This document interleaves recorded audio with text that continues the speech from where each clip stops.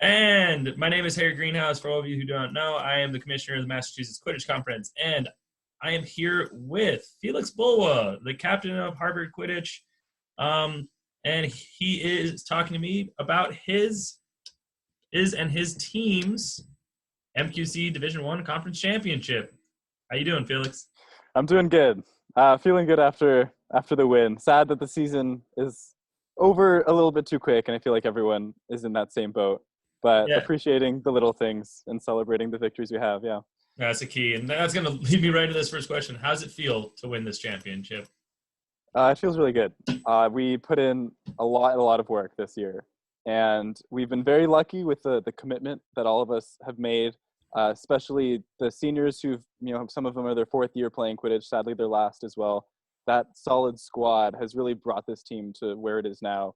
And then all of a sudden, we have fabulous freshmen coming in who really are putting their souls and hearts into this team, into this culture, and to our fun way of life and hanging out. And that's something we didn't really expect. And because that happened, the whole thing I think kind of changed in our favor, and we were able to really focus, center ourselves, practice a lot, and have fun doing it. And all of that came together in a really, really cool result. And at the end of the day, we're so happy it worked out. That's awesome, and it's a really cool thing to see you guys change. I remember you guys last year. You were probably a decent team, making nationals, qualifying, but you guys made a huge jump this year. Was there anything like specific on the team, like within like the attitude shift that changed everything from last year to this year? That's a good question. I mean, definitely there was a huge change with results because we did qualify for Nats, but it was through an at-large bid after regional. So it's a very different situation, especially for us coming in this year with that like 5-0 MQC opener tournament win. That was That a really, big one. it was. We surprised ourselves, to be honest. I think we all looked around and we're like, we really did that. And then we came around together and used that momentum to go forward. Specifically, I think there were a lot of key things that did happen.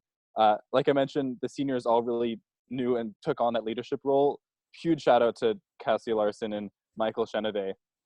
They really, as captains of the past year, and I am happily taking over for them with James Devaney, they really put us, in this mindset that like we're here to have fun, but also we have so much potential to do good. So the organization behind the scenes from both of them and also the leadership on the pitch was truly remarkable, I'd say, in my opinion.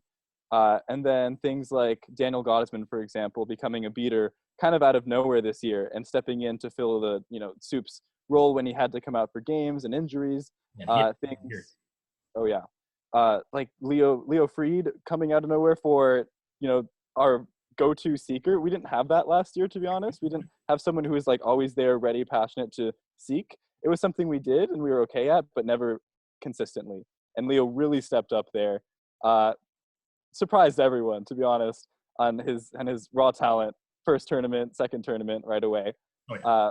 But I mean, I could go on and on about specific people in the entire team stepping up. I mean, we've seen games, we've all watched the footage. As a chaser, I really want to like shout out all of the really cool chasers that have put in the work. And Frankie Matos, for example, and Ryan Chester really is an underdog. No one talks about him, but he's one He's of the best. 100% the most underrated player in the entire Northeast. Honestly, yes. I think I've said that out loud to someone before as well. So people like that. But of course, I can only have so much praise for our seniors and especially our beaters. Like Adi Arjona, always there, always putting in the work, scaring everyone on the pitch, which is great to see. But yeah, I can go into every single person and talk about why. But those are the main changes I think that happened. I mean, you guys have had an incredibly talented team, and that's you deserve to be able to praise all those type of players. I want you now. I want to sort of specify your player talk a little more specifically. I think your beaters this year were absolutely lights out, from Soup and Addie and Cassie, and the emergence of Daniel Gottesman at the position. Having them be so dominant, what did their dominance really allow you guys to do, especially as a chaser and in the chasing game? What did you feel so much more comfortable doing because of that? Yeah, I think they gave us the comfort to play how we wanted to play. Last year, a lot of the times we felt kind of pigeonholed into let's drive and dish, and that's kind of how we work. In defense, we played man, I guess, as everyone else did, and it wasn't super consistent. But because we knew we could rely on having control, or even if we don't have control, to play our game, we can talk about coaches later soon, but they really pushed us to figure out ways to get our zone right, especially on defense. That was big.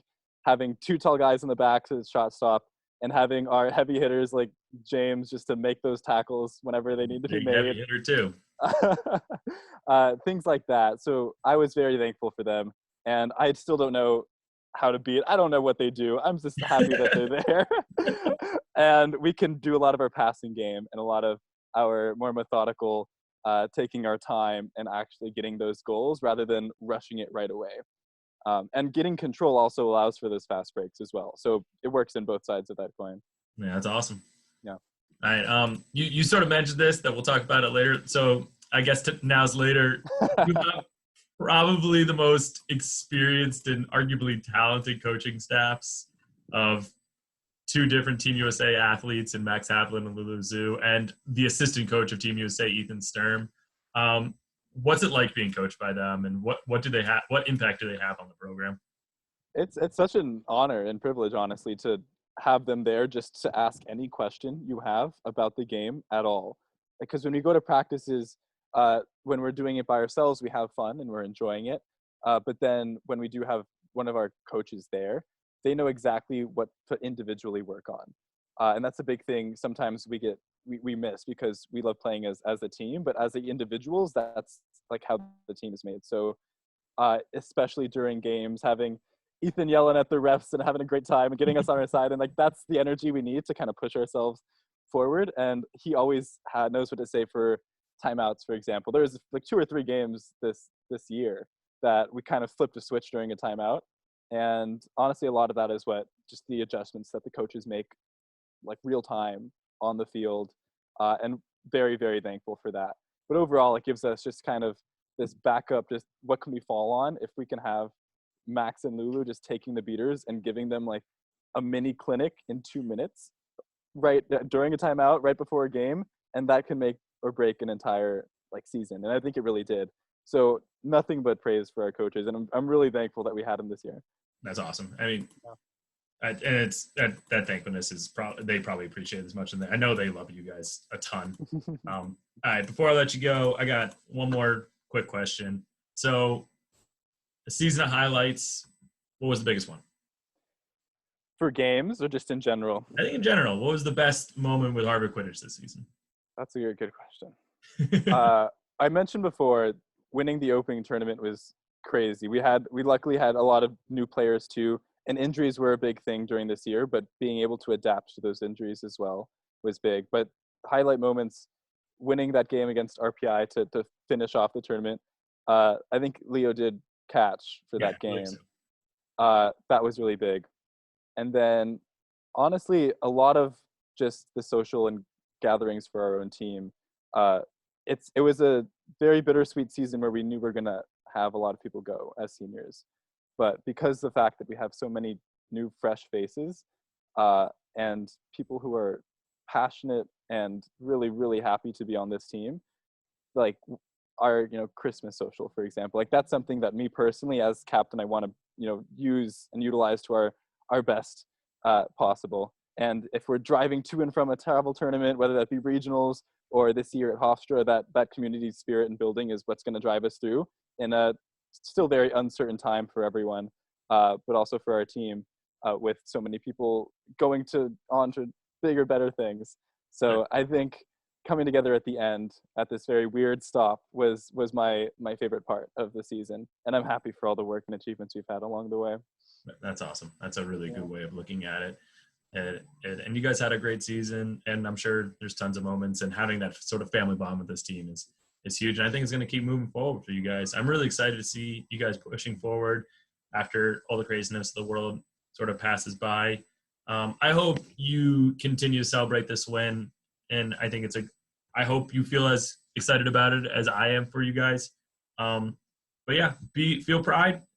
I'm glad to have a chance to talk to you, Felix. Oh, thanks for having me. Absolutely. All right. This is Harry Greenhouse signing off. I'll see you later.